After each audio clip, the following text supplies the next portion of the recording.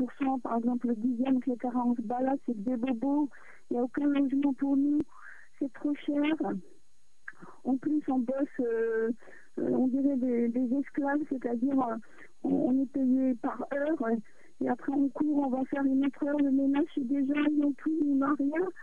Et on est super gentils avec leurs enfants, on leur donne de l'amour, etc. On reçoit rien. Donc on est perdu.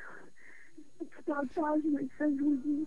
Agathe, on a vraiment du mal à entendre ta voix, malheureusement.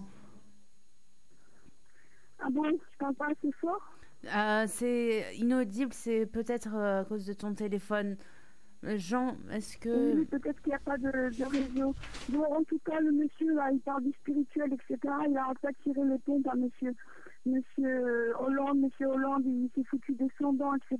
Est-ce qu'il a fait des lois pour aider les gens à être mieux, à réparer un petit peu la vie? Non. Maintenant, il faut tout réparer, absolument. C'est ça qui va se passer. Sinon, de toute façon, oui, je préfère penser que ça va arriver. Parce qu'il faut qu'on évolue et qu'on essaye de s'aimer et que chacun ait le droit de vivre dignement. C'est ça la solution. Et dans tous les pays. Merci Agathe pour ton intervention. Au revoir Agathe qui est devenue émotif.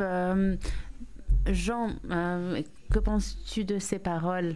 Moi, je suis forcément très très ému par ces paroles parce que c'est presque des pleurs. C'est pas des paroles. Parole, c'est intellectuel. Là, c'est une parole qui vient du cœur, qui vient de tout l'être et qui vient d'une grande souffrance. Peut-être d'une certaine dépression. Voilà, et il y a des bonnes raisons à ça, peut-être subjectives personnelles, mais aussi il y a des bonnes raisons effectivement sociopolitiques dans notre monde actuel.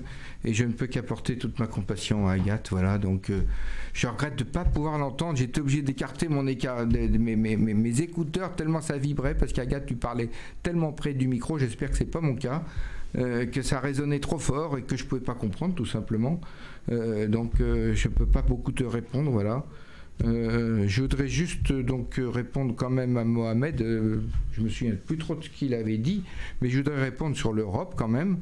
Si on proposait, j'ai dit à Madame Merkel, j'ai dit proposer et je le dis aux candidats présidentiels actuellement les nôtres, que l'on pourrait proposer tout simplement pour faire non pas la révision des traités budgétaires, ce qui sera impossible, mais de créer une autre Europe tout de suite. C'est ça le plan B. C'est pas de dire Union européenne où on sort et on revient aux nations. Non, c'est Union européenne et effectivement, si le plan A ne marche pas, s'il n'y a pas de négociation possible, à ce moment-là, création tout de suite d'une autre Europe.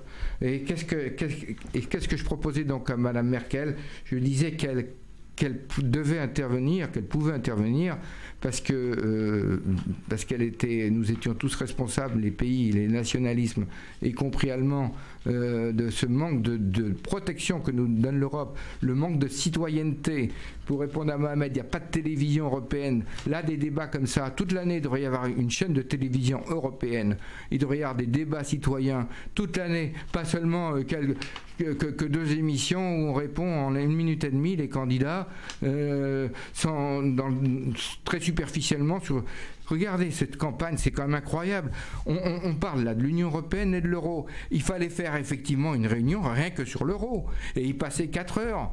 Et effectivement, c'est important, c'est difficile à comprendre. Si on va avoir un débat structuré qui nous fait avancer au niveau des idées et au niveau de la citoyenneté européenne, je ne parle pas seulement nationale.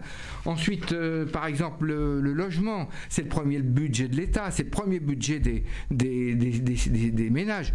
Ça demande tout un sujet. Les migrants, moi je pense que j'ai une solution très à part que personne n'a pensé, je comprends pas pourquoi, qui me paraît tout à fait génial, qui est tout à fait différent de tout ce que pense la droite et la gauche. C'est étonnant, mais ça demanderait d'en parler. On peut pas nous faire des lois, changer la société ou donner des préceptes économiques, des orientations économiques sans qu'il y ait une discussion avec les citoyens. C'est pas seulement les candidats qui se présentent devant 3 professeurs comme des petits élèves. Il faut qu'il y ait en face d'eux des citoyens comme moi, comme vous. Et qu'il y ait des débats qui soient vraiment des débats citoyens, comme on le fait ici à Radio, ici maintenant. Voilà, donc moi, pour ce qui est de ce que je proposais, donc on fasse une Europe, tout de suite, Monsieur Mélenchon, par exemple, il dit qu'il va faire le plan B, Madame Le Pen, elle ne le dit plus, enfin, elle le dit, mais commence à le dire maintenant, parce qu'elle voulait sortir de l'Europe. C'est une folie de sortir de l'Europe. Il faut faire une Europe qu'on attend tous depuis la guerre de 45, c'est le moment, la crise européenne est telle qu'il y a réflexion, c'est en train de s'alimenter, c'est pas de faire noir ou blanc, entre le noir et blanc, il y a toutes les couleurs du spectre. Alors il s'agit de monter au-dessus, un point de vue au-dessus des antagonismes et qui les réunit. Et c'est le moment. Il faut être un chef, il faut être quelqu'un de lucide, de responsable et d'intelligent. Donc moi, ce que je vois, c'est qu'on proposerait à tous les citoyens européens un grand référendum. En leur demandant de choisir une Europe. Je leur demanderais une Europe aux banques moralisées, sur le modèle islamique. Ça ne veut pas dire la religion musulmane, mais dans ces banques islamiques qui fonctionnent. Même dans des pays non pétroliers, il n'y a pas d'usure, il n'y a pas de spéculation, et ça marche, et ça s'est tourné vers l'économie réelle essentiellement. Alors qu'actuellement, le système capitaliste, il n'y a que 5% de l'économie qui est tournée vers l'économie réelle. Tout le reste vers la spéculation. C'est un gaspillage, c'est éhonté. Donc il faut commencer par moraliser. Modèle des banques, moi je propose des modèles qui existent. Pas fabriqués pendant des mois, discuter des mois et des mois, 6 mois, avant de choisir. Non, on prend des modèles existants. Ensuite, on prend des modèles européens qui fonctionnent. Le modèle démocratique suisse, il est remarquable. Il fonctionne remarquablement. À savoir que tous les citoyens suisses, on leur demande leur avis, non seulement sur les grandes questions d'orientation politique générale du pays, mais même devant comment on fait des sièges enfants, des biberons, ils votent. Et même devant chez eux, on met un arbre ou un lampadaire ou tel arbre, ils votent. Ça fait qu'ils participent à la vie du pays, ils sont citoyens, ils se rencontrent sans arrêt pour discuter, ils se connaissent, ça fait une unité. Ensuite, je demanderai effectivement une Europe à la française, c'est-à-dire laïque et républicaine.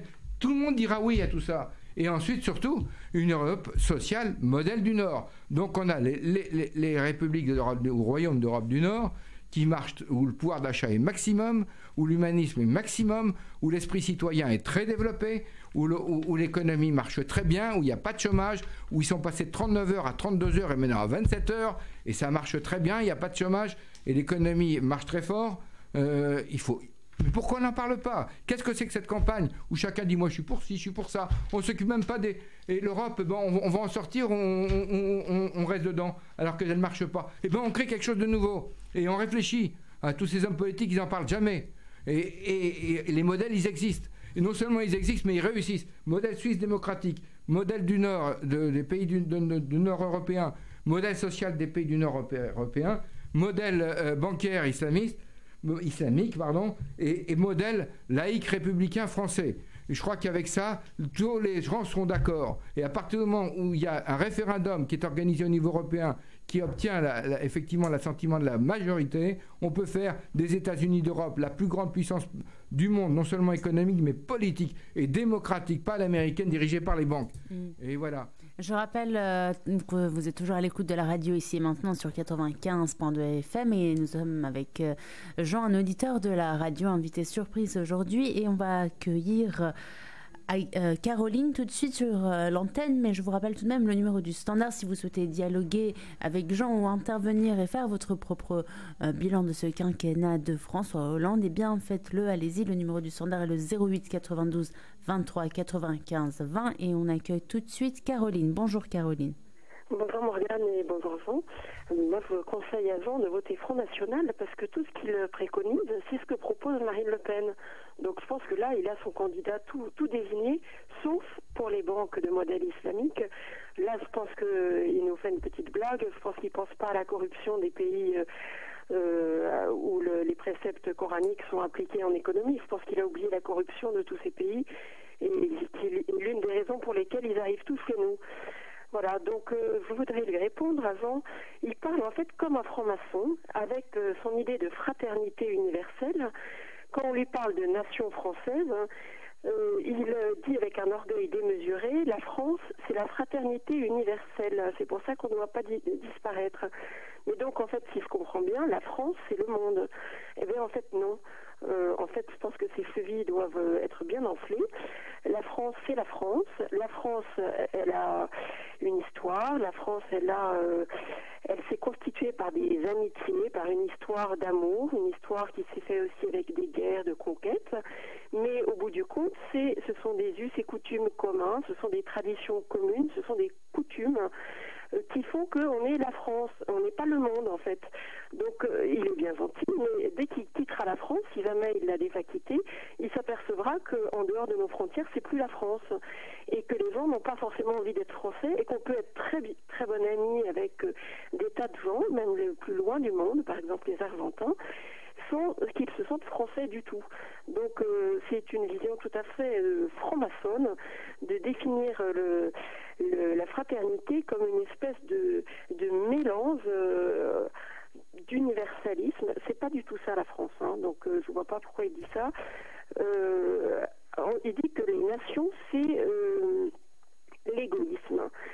C'est exactement le même langage que Jacques Attali, qui ne voudrait pas que les peuples, avec leurs amitiés, leurs spécificités particulières, priment, mais qui voudrait que ce soit des grands groupes, sans doute, comme Amazon, Google, qui s'en mettent plein les poches au détriment de tout le monde. Donc non merci, moi je suis très contente d'être française, je connais bien les frontières de la France, je ne cherche pas à viser plus loin que les frontières de mon pays, je cherche à avoir des amitiés avec tout le monde, sans pour autant en faire des Français.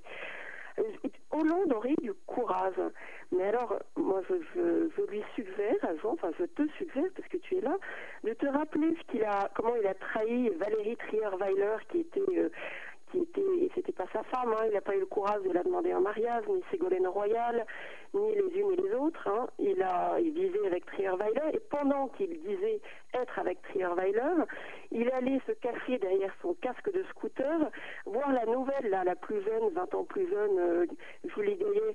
Ça c'est du courage, bravo. Et puis quand il a proposé la déchéance de nationalité au moment des attentats, il a reculé, ça c'était vraiment du courage.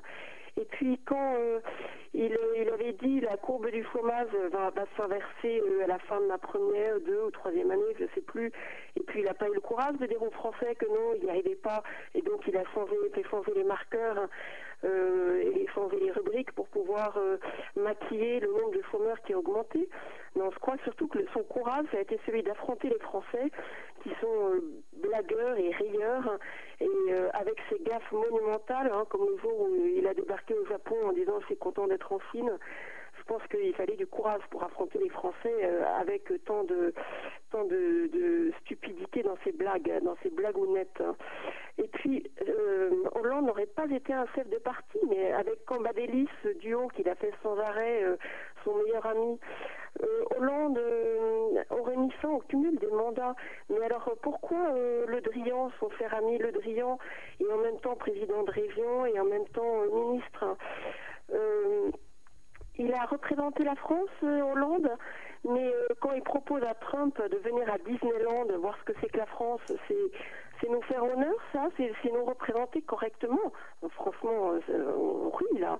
Et puis enfin, pour conclure, un protecteur de la France, mais on ne parle pas de tous ces attentats qui ont eu lieu pendant son quinquennat. Franchement, il nous a bien protégés, hein. Et puis avec le mariage de quelques-uns, hein, pour diviser tout le monde, pour mettre les Français bien sur le dos sur une histoire qui concerne quelques personnes, quand Hollande, hein, il a changé nos contrats de mariage, quand Hollande lui-même, il n'est même pas marié. Donc, franchement, je pense que ce type, plus vite, il disparaîtra. Je pense qu'il a quand même fini par comprendre qu'il valait mieux disparaître dans les poubelles de l'histoire plutôt que se représenter et essuyer la déculottée du siècle. Voilà, merci de me donner la parole et bon après-midi. Caroline, au revoir. Jean, alors... Oui, Caroline, je sais pas ce que je dois te répondre. D'abord, tu as posé une question très intéressante. Franc-maçon, voilà, tu te plantes complètement parce que, alors je vais te parler de la franc-maçonnerie, de ce que j'en pense. C'est que effectivement, il y a comme en tout, il y a une face lumineuse et une face d'ombre, voilà, et que au niveau du 19e siècle, toutes les avancées démocratiques, tout ce qui a été la laïcité, le droit, les associations, les partis politiques n'existaient pas. Les francs-maçons sont sortis avec vraiment beaucoup de courage, à des forces vraiment très puissantes au niveau politique, des forces très puissantes au niveau économique et même militaire. Il y a eu l'affaire Dreyfus il n'y avait pas longtemps, et surtout à des forces religieuses qui étaient quand même très puissantes. Et ils ont libéré, non seulement libéré, mais spiritualisé l'humanité, ils l'ont humanisé dans le sens de l'évangile, et ça sans une goutte de sang. Je trouve ça extraordinaire. C'était parce qu'il y avait un espace de parole qui était organisé, de libre parole, qui a été extrêmement positif. Et puis il y a un envers du décor, il y a des francs-maçons qui se servent de leur loge, je ne sais pas ce qu'ils y font, mais qui cherchent une complicité ou de l'affairisme, et qui forment un État dans l'État, et donc rien n'est simple, effectivement, mais en ce qui concerne la phase lumineuse, je pense que cette phase lumineuse, elle existe encore, et je pense surtout que ça a été un héritage du christianisme, que nous sommes chrétiens, c'est-à-dire c'est pour ça qu'on est prêt à sacrifier pour autrui, encore maintenant la République, en recevant le monde entier, et ce qui est à notre honneur quelque part, mais ce qui n'est peut-être pas réalisable. Et voilà, donc je pense que c'est l'origine chrétienne. Liberté, dès que le Christ il est mort, parce qu'il s'exprimait librement, pensée libre, expression libre, parce qu'il prônait la fraternité universelle contre une religion qui était nationaliste, qui était les élus d'un dieu, et parce qu'il était pour l'égalité, était suivi par les esclaves, et il est monté à Jérusalem, attaquer effectivement le clergé qui avait le pouvoir politique. C'était une société traditionnelle où le pouvoir politique et religieux n'étaient pas séparés. Je pense que l'héritage de tout ça, il en est mort, et que nous sommes héritiers de cette culture qui est magnifique, qui est une culture d'amour, y compris d'aimer ses ennemis, de construction, et qui est effectivement une culture qui n'est jamais, qui a toujours été une culture universelle, fraternelle, c'est-à-dire universelle. C'est lui qui l'a inventé, c'est lui qui a inventé la laïcité. Je pourrais presque dire, c'est lui qui a inventé la franc-maçonnerie, parce que l'Église, elle n'a pas fait son travail qu'elle devait faire. L'Église, elle faisait de la charité organisée magnifiquement, mais elle ne poursuivait pas les causes des injustices. Et quand ceux qui défendaient contre les injustices, eh ben ces gens-là, l'Église prenait le parti du pouvoir en place, et c'est tout, et prenait pas leur parti. Donc il y a eu un mouvement laïque qui est né, qui s'appelle la franc-maçonnerie, effectivement, qui a eu des grandes qualités, qui a humanisé cette civilisation française, européenne, même et mondiale, et qui a aussi des grands défauts, effectivement, et qui comporte quelque part certainement des risques d'abus qui posent peut-être des problèmes qui peuvent en poser, j'en sais rien. En tout cas, le christianisme, c'est ça l'origine. Et si vous êtes chrétienne, puisque vous m'avez parlé du mariage pour tous, moi je ne suis pas du tout favorable au mariage pour tous, en tout cas pas à la procréation médicalement assistée, ni à la gestation par autrui, ni à la commercialisation des enfants, ni au droit à l'enfant. On a le droit des enfants, c'est prioritaire, ils ont droit des parents. Et je pense que je serai homosexuel, eh bien on doit l'assumer, et on peut faire une union avec les mêmes avec beaucoup d'avantages et également d'inconvénients, parce que quand on divorce, parfois on perd sa fortune, enfin c'est hyper compliqué, sans avoir fait dire que pour tous, biologiquement, il faut un homme et une femme pour faire un enfant. Donc je ne suis pas un militant de Hollande, mais pas du tout. Moi, actuellement, il y a une campagne politique, tous les candidats, je les apprécie, tous, si je les trouve sincères, tous, ils ont des bonnes raisons, que ce soit Macron, que ce soit Fillon, que j'ai écouté il y a 2 dimanches, qui m'a impressionné, que ce soit Poutou, que ce soit Artaud, qui est professeur d'économie, que ce soit n'importe lequel, Hamon, qui m'a beaucoup plu, très, très humaniste, mais dans le cœur, que ce soit Mélenchon, qui l'est plus dans la tête, que ce soit n'importe quel Asselineau, effectivement, qui est très intéressant, qui connaît beaucoup d'articles, ils ont tous leur intérêt. Et l'intérêt de cette campagne présidentielle, c'est qu'on a enfin fait venir les petits candidats. Ça nous fait que d'abord cette campagne présidentielle, je l'apprécie beaucoup pour sa qualité. Premièrement, on ne s'ennuie pas, c'est comme un feuilleton. D'habitude, on s'emmerdait, on n'allait même pas voter, on savait que c'était joué, et puis c'était tellement formaliste, il y avait que 2 partis de droite-gauche, et puis c'est tout. Il y avait 2 dominants qui s'affrontaient parfois, et puis il y avait du copinage. C'était sans intérêt. Maintenant, on ne sait pas ce qu'on va faire. Moi, je préfère les gens qui ne savent pas, qui ne jugent pas l'autre, comme moi j'apprécie tout le monde, qui ne voit pas partout des ennemis, vision complotiste paranoïaque. Moi j'ai pas d'ennemis. Je pense qu'il y a des gens qui ont chacun des bonnes raisons, qui pour la première fois les exposent. Ça nous fait une aventure, on ne sait pas ce qui va être élu, c'est passionnant. passionnant cette élection, et surtout les petits candidats sont venus mettre un point de vue qui sortait du système. C'est extraordinaire de ce point de vue. Bon, et ben, je trouve ça extrêmement enrichissant et que ça apporte à la démocratie et à notre réflexion beaucoup de doutes. Et ben, tant mieux le doute. Je préfère ça que l'idéologie. Je préfère ça qu'aux croyances, qu'elles soient politiques ou religieuses, et que les militantistes partisans. Donc, je trouve cette émission très bien. Et justement, on a Guillaume LC qu'on va accueillir tout de suite sur l'antenne. Bonjour Guillaume LC. Et je vous rappelle que vous écoutez Radio Ici et Maintenant sur 95.2 FM, et à tout moment vous pouvez intervenir en composant le 08 92 23 95 20, et nous sommes en compagnie de Jean, auditeur de la radio. Et Guillaume LC, c'est à toi, on t'écoute. Ouais, donc bonjour à tous. Donc je vais déjà répondre au sujet qui a été lancé en premier, c'est-à-dire quel bilan tirez-vous de la présidence Hollande? Moi, mon bilan, il serait négatif, hein, effectivement, parce que déjà Hollande a été élu par défaut, c'est-à-dire qu'effectivement, si vous vous rappelez de la situation, c'était tout sauf Sarkozy. Donc fatalement, en fait, c'est un président par défaut. Donc en fait, tout ce qu'il a fait, c'est des défauts. Voilà. Il n'a rien pu faire d'autre. Si vous voulez, à part être le président des bisous, c'est tout ce qu'on se rappellera de cet homme-là. Hein. Et puis bien entendu, le mariage pour tous. C'est à peu près c'est ce qu'il a fait durant son quinquennat. Le reste, c'était patauger dans la semoule, un pas en avant, deux pas en arrière. Mais ça, c'est pas grave, on est habitué dans ce pays, c'est pas le souci. Ça, c'est quelque chose de classique. Donc voilà, donc moi, pour le bilan de la présidence Hollande, c'est négatif. Et bien entendu, hors du point de vue, on va dire, presse people, hein, bien entendu, complètement hors du point de vue presse people. Je vous rappelle simplement, pour ceux qui ont un peu de mémoire, que lorsqu'il a annoncé que le chômage avait baissé, c'est grâce à une erreur de SFR. Ça, faut s'en rappeler un petit peu. Voilà, donc maintenant, si certains trouvent que effectivement son bilan est positif, tant mieux pour eux. Mais au bout d'un moment, il va falloir acheter des lunettes. Voilà, donc ça c'était pour répondre au premier sujet. Après, pour répondre à tout ce qui a été évoqué, je vais essayer d'être assez bref. Donc, pour certains, donc comme je l'ai entendu de la part de votre auditeur qui est présent dans les studios, apparemment la construction européenne est une mauvaise chose, le principe des États-nations est mauvais, voire nuisible. J'aimerais rappeler à cet homme-là, donc Jean, les principes de Westphalie.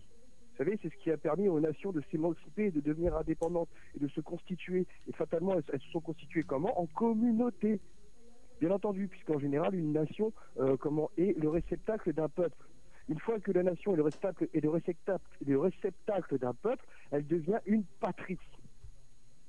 Donc fatalement, si vous voulez, c'est ça qui a permis aux gens d'avoir un projet commun et un sens commun qui leur permettait d'avancer ensemble. Pourquoi? Parce qu'ils avaient la même culture, ils étaient de la même race, donc fatalement de la même ethnie.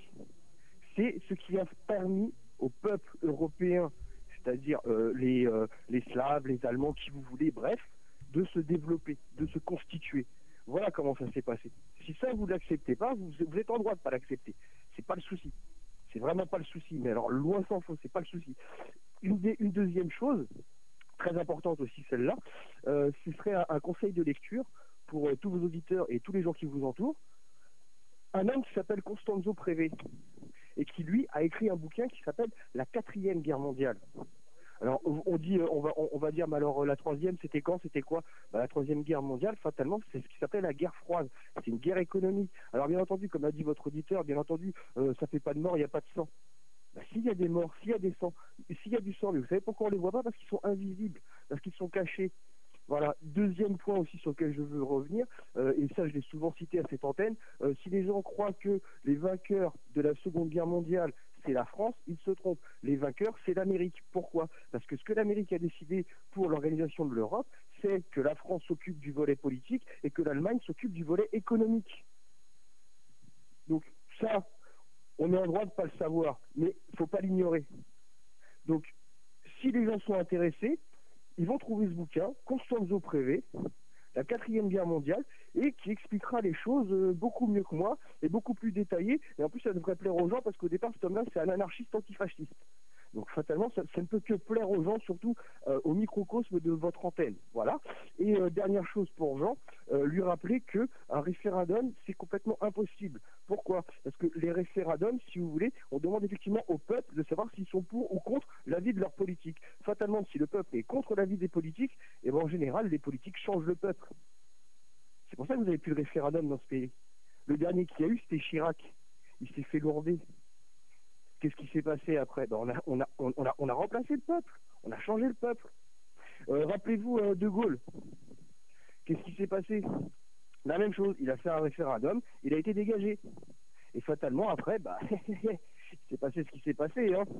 Donc voilà, moi c'était pour rappeler ça, pour rappeler ces deux, trois petites notions qui, moi, me paraissent importantes. Et pour terminer, bien entendu, puisque j'avais entendu que ça parlait de franc-maçonnerie, au niveau de la franc-maçonnerie, une info que moi je trouve très intéressante, qui est sortie d'un bouquin qui s'appelle Les francs-maçons et le pouvoir. Et la personne qui a écrit ce livre cite et dit bien que, effectivement, la loi de 1905, donc sur la laïcité, ce dont votre auditeur parlait, la loi sur la laïcité de 1905 était débattue en loge depuis 1898. Donc fatalement, me dire que la laïcité provient d'un consensus politique avec le peuple, non, c'est faux. C'est une décision qui a été prise par des gens influents qui se réunissent en loge. Hein, donc c'est pas le souci pour moi, mais c'est la vérité. Donc voilà. Donc là-dessus, je terminerai là-dessus. Au revoir Guillaume LC. On a Michel aussi. Michel, bonjour. Awatif, alors on va prendre Awatif.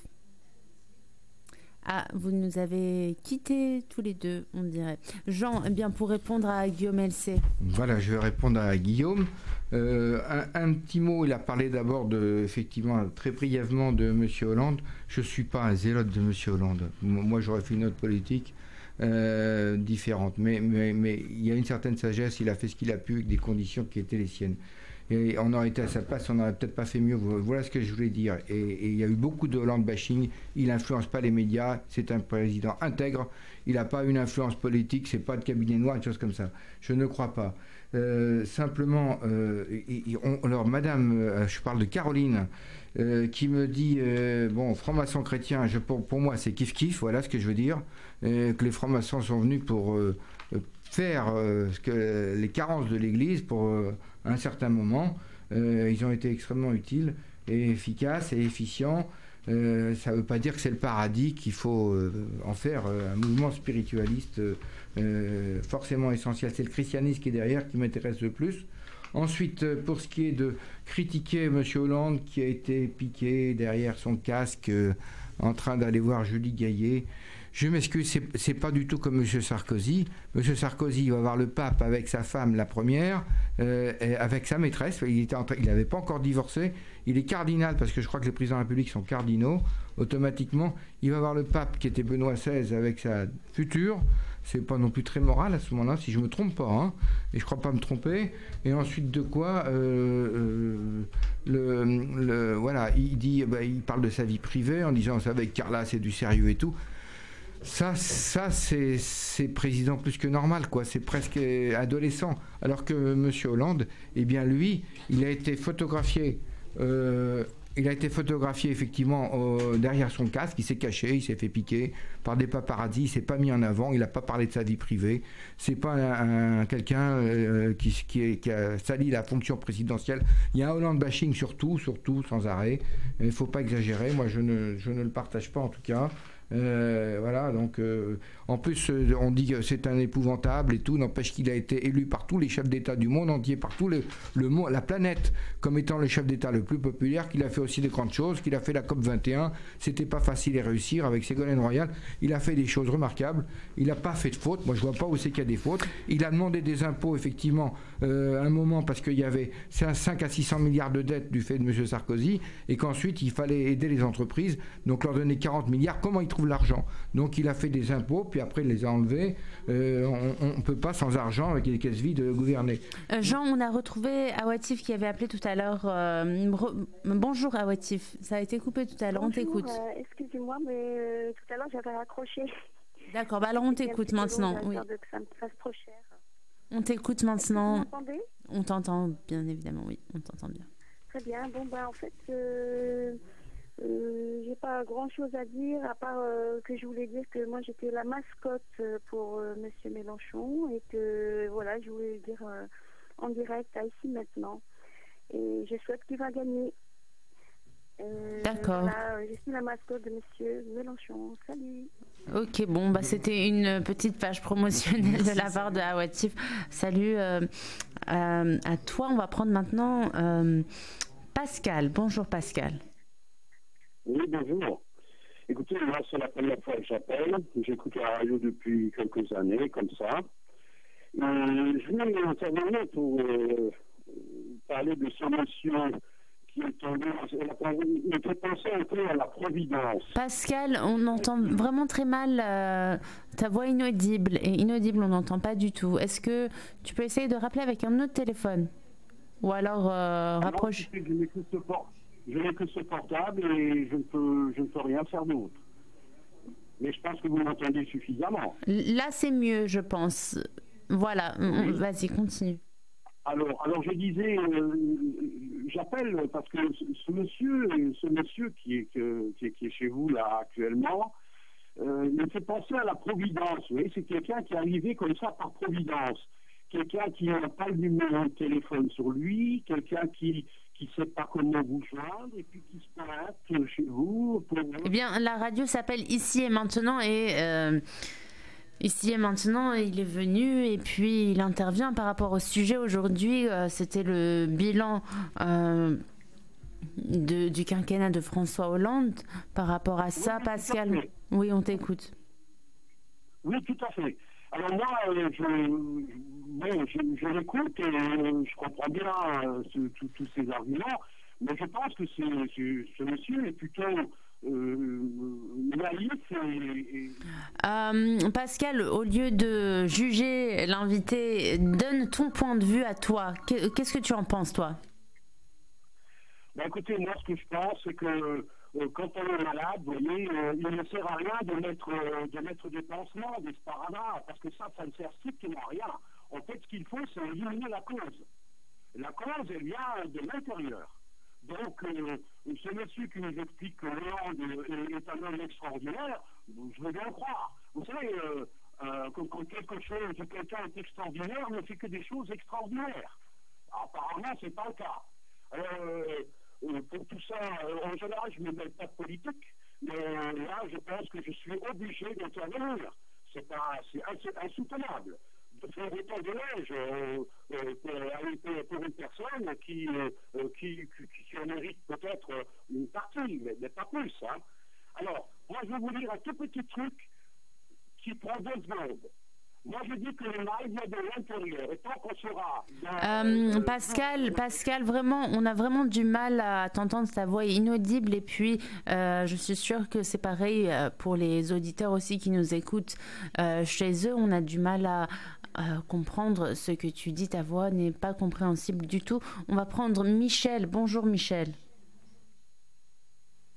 Michel, on t'écoute. Michel ? Alors Stéphane, est-ce que tu es là? On va prendre Stéphane. Oui, je suis là. Vous m'entendez ou pas? Oui, on t'entend Stéphane. Bon. Moi je voulais répondre rapidement à la femme là, qui a accusé, qui a dénoncé Hollande comme quoi il avait été infidèle avec sa femme. J'ai envie de lui dire, moi je trouve ça petit comme réflexion et pourtant je suis pas pro Hollande, hein, mais j'en ai ras-le-bol de cette... dès qu'un homme trompe sa femme, entre guillemets, qu'on vienne le stigmatiser comme étant le dernier des salauds. On est en 2017, madame, on fait ce qu'on veut, les hommes sont libres, s'ils ont envie de tromper leur femme, ça les regarde, ça ne vous regarde pas.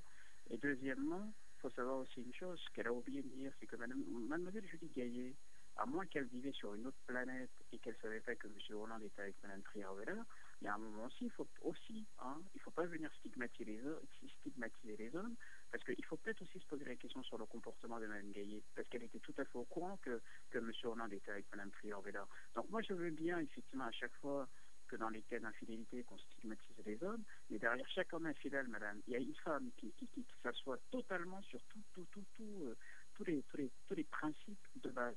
Donc, balayez devant votre porte avant de venir stigmatiser les hommes. Et puis aussi, je voulais le répondre sur cette notion de fraternité, aimons-nous, les peuples, le respect des peuples, etc. Je tenais à vous signaler, hein, encore une fois, j'imagine bien qu'on va me dire que je stigmatise l'histoire de la France, mais la France a été un des pays qui a été emmerdé le plus de peuples sur la planète.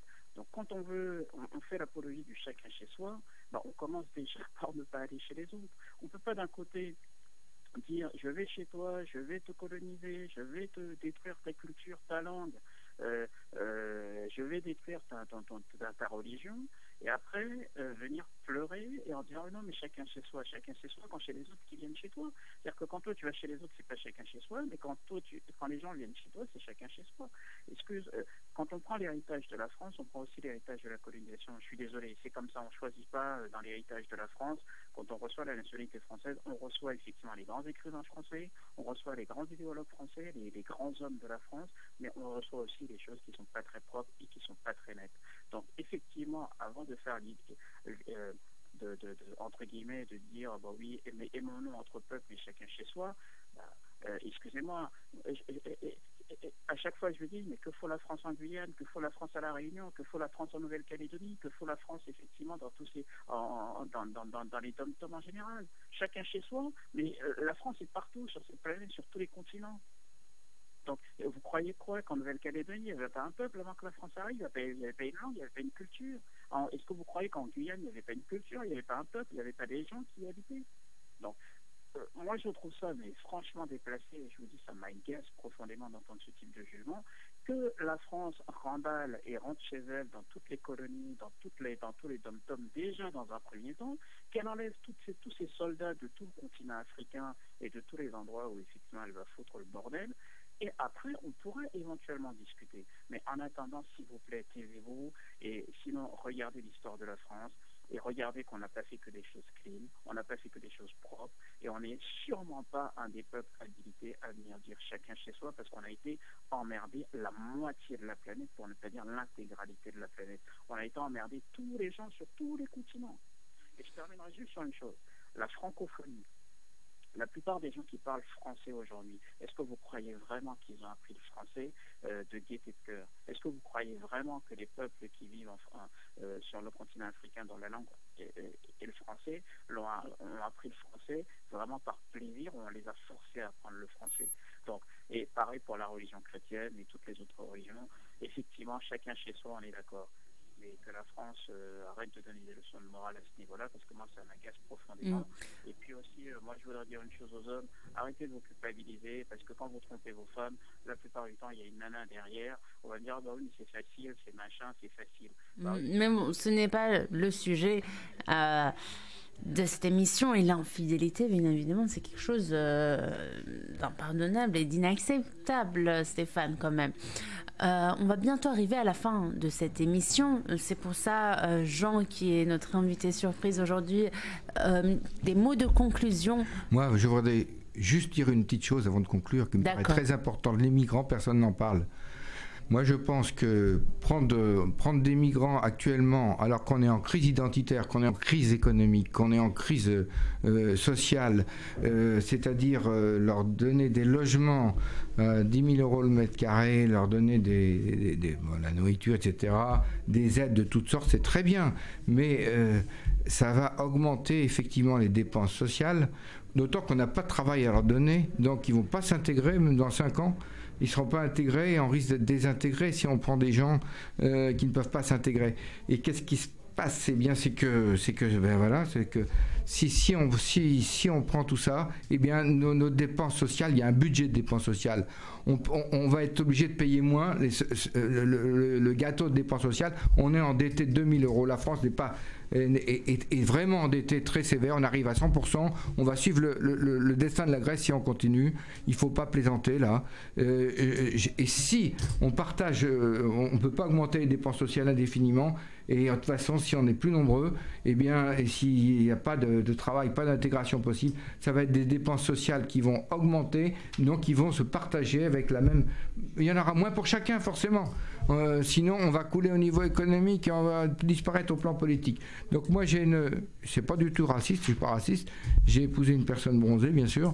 Donc j'ai des enfants métis. Au contraire, je suis pour le métissage. Je suis pour le multiculturalisme dans la mesure où ça se fait sans forcer les choses, sans violer les gens, sans leur demander leur avis, comme on le fait aujourd'hui. Qu'est-ce qu'il faut faire pour les gens qui sont dans des pays en guerre ou dans des pays sinistrés par la famine, par des maladies, par des urgences climatiques ou par des guerres? Eh bien, tout simplement, on fait des couloirs humanitaires pour leur permettre de gagner en périphérie de leur pays, aux frontières, des camps de réfugiés, mais je vais en reparler, protégés par l'aviation, protégés au niveau international militairement, et ces couloirs humanitaires, et on installe ces réfugiés dignement dans des tentes ou dans des maisons en bois ou des tentes selon le climat. Ça coûtera moins cher que 10 000 € le mètre carré. Le déplacement, ça coûtera moins cher que de payer des passeurs et d'avoir des morts en paquet. Et on leur fait une protection militaire absolue. Et ensuite, on leur fait une protection policière pour qu'entre eux, il n'y ait pas de conflit, qu'il n'y ait pas de violence. Et on fait en plus un contrôle nutritionnel de qualité extrêmement important pour les enfants, un contrôle des médecins de qualité, une pédagogie de la santé pour apprendre à mieux vivre, à rester en bonne santé. On leur a fait des écoles, on leur fait une formation professionnelle, et le jour où la guerre se termine, ils restent en contact avec leur famille, rester éventuellement dans le pays, puisqu'ils sont encore dans le pays, ils sont autour. Donc les contacts ne sont pas rompus éventuellement. Et une fois que la guerre est finie, ils participent à la reconstruction de leur pays. Ça coûte moins cher que de les faire venir par des voyages, avec des passeurs, avec des noyades, avec du fascisme pour les refouler, avec à 10 000 € le mètre carré, alors qu'on a 2000 policiers qui couchent dans leur voiture, ils sont pas assez payés. On ne peut pas tout faire à la fois. Il y a un scandale cet hiver, il y a eu je ne sais pas combien de morts encore cette année, je crois une centaine, dans le froid et tout. On a des priorités. On a des moyens limités, il faut faire preuve un peu d'imagination. Je n'ai jamais entendu un seul homme politique penser à cela.